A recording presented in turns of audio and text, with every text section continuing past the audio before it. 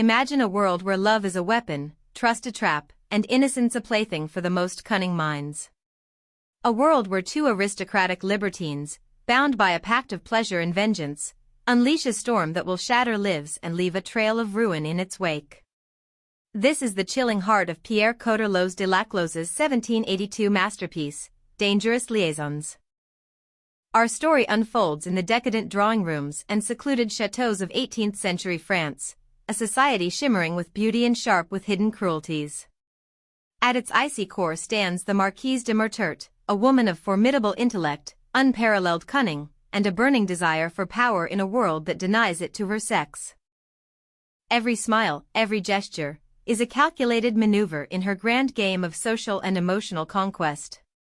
Her trusted accomplice, and former lover, is the Vicomte de Valmont, charming, audacious, and utterly devoid of moral scruple.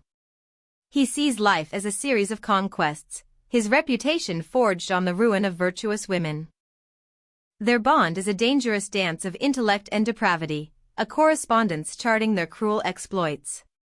But then, Mertert devises a plan that is particularly venomous. Her former lover, the arrogant Count Jurcourt, is set to marry the innocent Cécile de Volanges.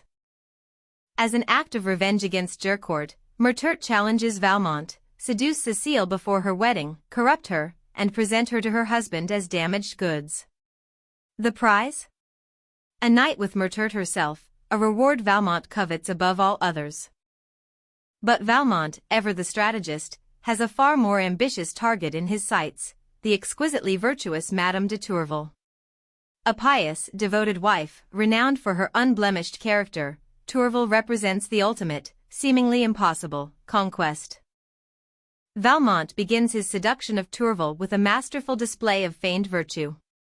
He presents himself as a repentant rake, softened by rural tranquility, engaging in acts of public charity. He writes heartfelt letters, speaks of a yearning for reform. Meanwhile, Mertert, playing the role of Cécile's confidant, carefully nurtures Cécile's innocent crush on her music tutor, the young Chevalier d'Anceny. Mertert encourages their secret correspondence, reveling in Cécile's burgeoning passion and naivete. Valmont's triumph over Madame de Tourvel is a slow, agonizing unraveling. She fights her feelings, confessing her struggles to Madame de Rosemonde, Valmont's aunt, who offers only gentle, ineffective advice. Valmont pushes Tourvel to her breaking point, forcing her to admit her love. With both conquests achieved, Valmont demands his reward from Mertert. But Mertert, a cold observer of human weakness, reveals her true colors. She disdains his triumph, claiming his love for Tourvel has weakened him. The consequences are immediate and devastating.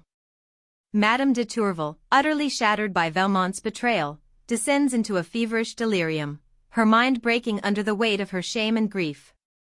She dies, a victim of a broken heart and a poisoned spirit.